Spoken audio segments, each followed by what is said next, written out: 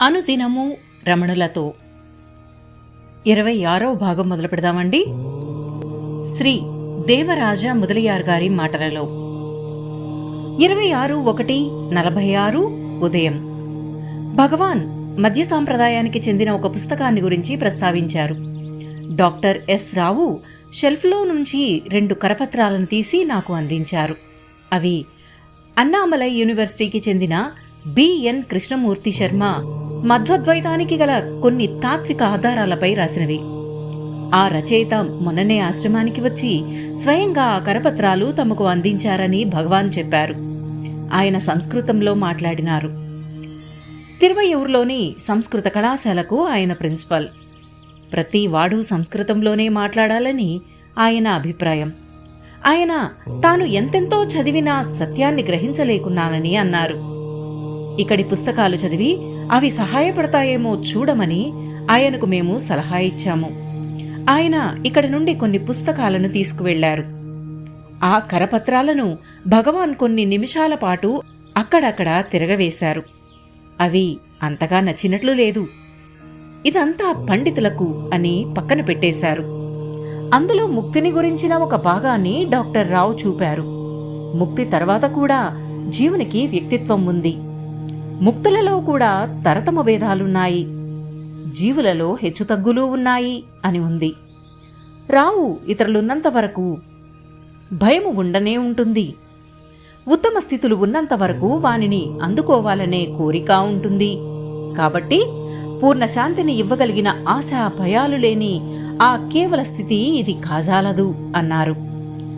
అది సరి అయినదే అని భగవాన్ ఆశా భయాలు లేని ఆ పూర్ణ స్థితిని గురించి ఒక సంస్కృత వాక్యాన్ని ఉదాహరించారు. పంజాబ్ నుంచి వచ్చిన గుడ్డివాడైన ముస్లిము ఈరోజు హాలులోకి వచ్చారు. ఇతని గురించి ముందు ఒకసారి ప్రస్తావించబడింది. అతని రాకకు కొద్ది నిమిషాలకు ముందే భగవాన్ స్వదేశీ మిత్రన్ అను దినపత్రికలో నుంచి ఒక వార్తను చదివారు. 41 సంవత్సరంల గుడ్డివాడు, నెల్లూరు ముస్లిము, మద్రాసులో మహాత్మాగాంధీ దర్శనం చేసుకున్నాడట. అతను శంకరుల వ్యాఖ్యతో కూడా భగవద్గీత మొత్తం వల్లించగలడట. ఇది వినగానే మేము ఈ ముస్లిమును ఆ ముస్లిమును పోల్చి చూడనారంభించాము. ఇక్కడికి వచ్చిన ఆ పంజాబీ ముస్లిం కూడా ఖురాను పూర్తిగా వల్లించగలడు. నెల్లూరు భక్తులు కనకమ్మ, లక్ష్మీబాయమ్మలు రచించిన పద్యాలు జమీన్ రైతు పత్రికలో ప్రకటించబడ్డాయి. వాటిని భగవాన్ చదివి ఆ పద్యాలను కత్తిరించి తన ఫైలులో అంటించమని బలరామరెడ్డితో చెప్పారు. భగవాన్ ఈ పద్యాలు పోయిన జయంతి నాటికే వ్రాసి ఇక్కడ చదివారు, కానీ ఈ పేపర్లో ఇప్పుడే ప్రకటించారు అని మాతో అన్నారు. శ్రీమతి తలయార్ ఖాన్ అడగ్గా వాటిని నాగమ్మ హాలులో చదివారు. అప్పుడు భోజనం గంట కొట్టారు.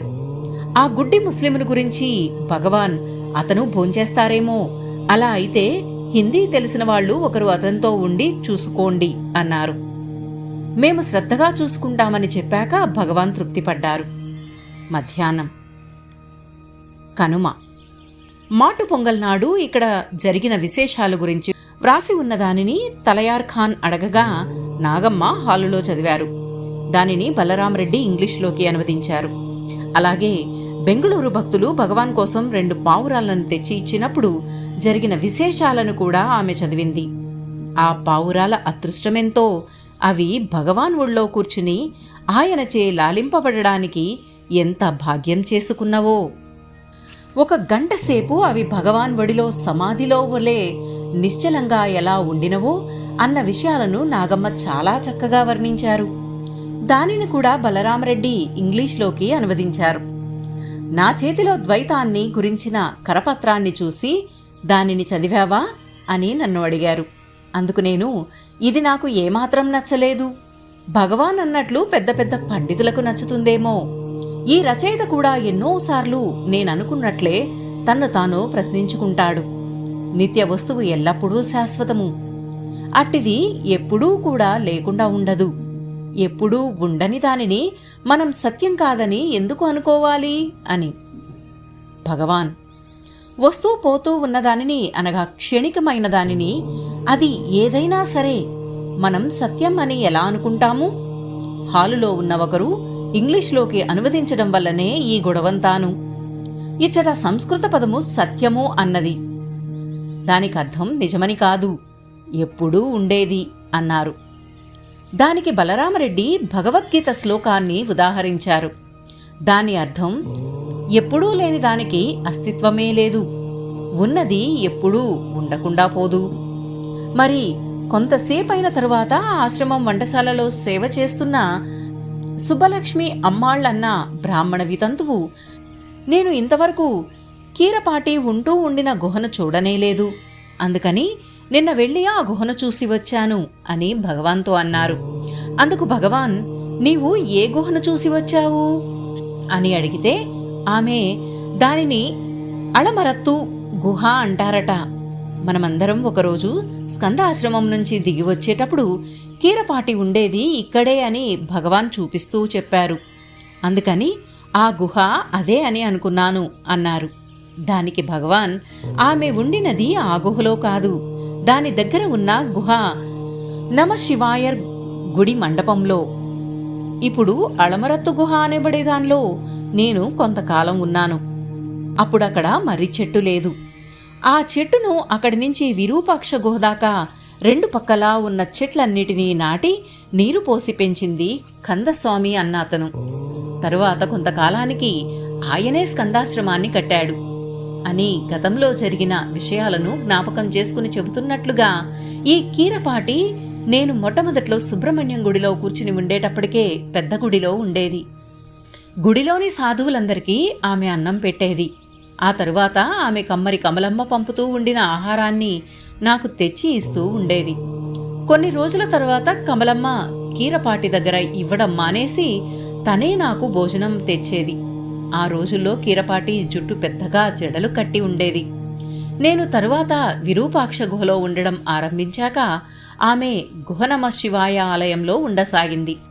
అప్పటికి ఆమె తన జుట్టునంతా తీసివేసింది. ఆ మండపంలోని నమశివాయ మొదలగు వారి ప్రతిమలను, స్తంభాల మీద గోడల మీద ఉన్న శిల్పాలను పూజిస్తూ ఉండింది. పూజారి వచ్చి లోపల విగ్రహానికి పూజ చేసి వెళ్లేవాడు. ఆమె ఉన్న మండపం గోడ మీద విగ్రహాలకు నైవేద్యం పెడుతూ ఉండేది.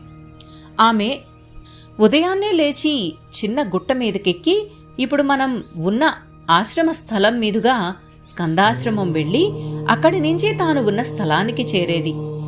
అలా తిరుగుతూనే ఆమె పేడ పుల్లలు ఏరి వాటిని కట్టగట్టి వీపు మీద కట్టుకుని వచ్చేది. ఆమె ఒళ్ళో అన్ని రకాల పచ్చని ఆకులు వంట కోసం ఏరి మూట కట్టుకుని తెచ్చేది. ఆమెకు ఉన్నది ఒకే ఒక కుండ. దానిలోనే మొదట నీరు కాచి స్నానం చేసేది. తర్వాత దానిలోనే అన్నాన్ని, ఆ తర్వాత ఆకుకూర లాంటి వాటితో అన్నంలోకి ఆధరవు వండి గోడల మీద విగ్రహాలకు నైవేద్యం పెట్టి తరువాత దాన్ని నాకు తెచ్చిపెట్టి తిరిగి వెళ్లి తాను భోంచేసేది. సాయంత్రం ఊరిలోకి వెళ్లేది. ఊర్లో ఆమెకు తెలియని ఇల్లే లేదు. అక్కడికి వెళ్లి అందరినీ ఏమేమో అడిగి తెచ్చుకునేది. అక్కడి నుండి నా దగ్గరకు వచ్చి ఏదో ఓ శుద్ధాత్మ పిడికెడు నూకలు ఇస్తే నేను గంజి కాచి పెట్టాను అంటూ చెప్పేది. కాని అక్కడికి వెళ్లి చూస్తే ఆమె ఉంటున్న చోట రకరకాల సామాన్లు, బియ్యం, నూకతో నిండుగా ఉన్న కుండ ఉండేది. అలాంటి మనిషి ఆమె. నేనంటే ఆమెకు చాలా ఇష్టం. నేను కూడా అప్పుడప్పుడు ఆమె ఉన్న చోటికి వెళ్లేవాడిని. అప్పుడప్పుడు మునగాకు లాంటి కూరలను నేను కూడా సేకరించి ఇచ్చేవాడిని. వాటిని కడిగి తరిగి వంటకు సిద్ధం చేసేవాడిని. అప్పుడప్పుడు అక్కడే ఉండి తినేవాడిని కూడా. ఆమె ఎప్పుడు చనిపోయిందని నేను అడిగాను. అందుకు భగవాన్, మనమిక్కడికి రాకముందే ఆమె చనిపోయింది. ఆమెను ఈ దక్షిణామూర్తి గుడి ఎదురుగా ఉన్న చింత చెట్టు కింద సమాధి చేశారు.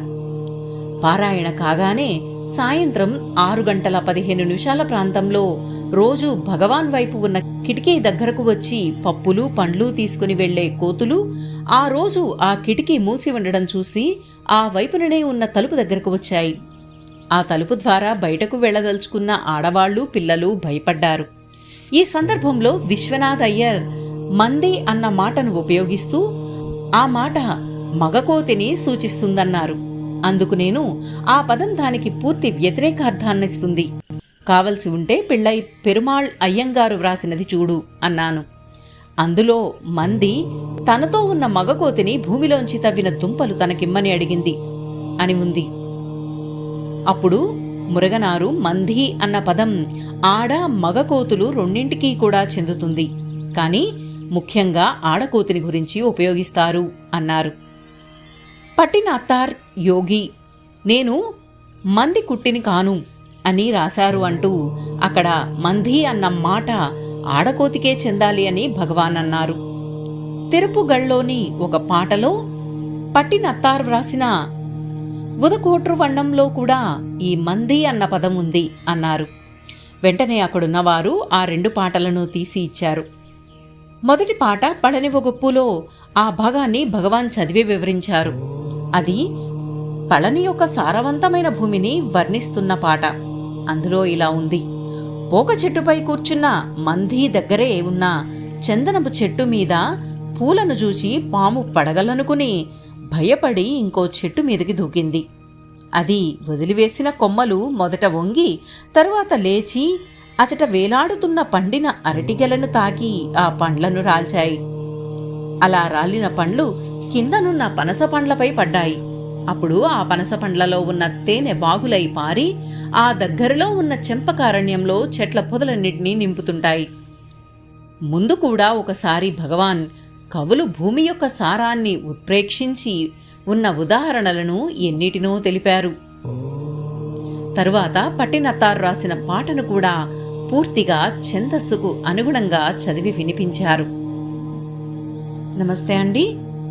ఒకసారి శ్రీ శ్రీ రమణ మహర్షి గారిని మనస్ఫూర్తిగా మనసులో తలుచుకుంటూ అనుదినము రమణలతో 26వ భాగం ఇంతటితో ముగిద్దామండి. ఈ వీడియో కనుక మీకు నచ్చినట్లయితే ప్లీజ్ లైక్ చేయండి, షేర్ చేయండి. సబ్స్క్రైబ్ చేయని వారు ప్లీజ్ సబ్స్క్రైబ్ చేయండి. అలాగే పక్కనే ఉన్న బెల్ ఐకాన్ ప్రెస్ చేయండి. ఆల్ అనే సింబల్ని సెలెక్ట్ చేసుకోండి. దీంతో నేను ముందు పెట్టబోయే వీడియోస్కి సంబంధించిన నోటిఫికేషన్స్ అన్నీ మీకు అందుతాయండి. అలాగే నా ఈ వీడియోస్పై మీ అభిప్రాయాల్ని ప్లీజ్ కామెంట్ రూపంలో తెలపండి. థ్యాంక్ యూ అండి. మీ సరిత. ఓం నమో భగవతే శ్రీరమణాయ.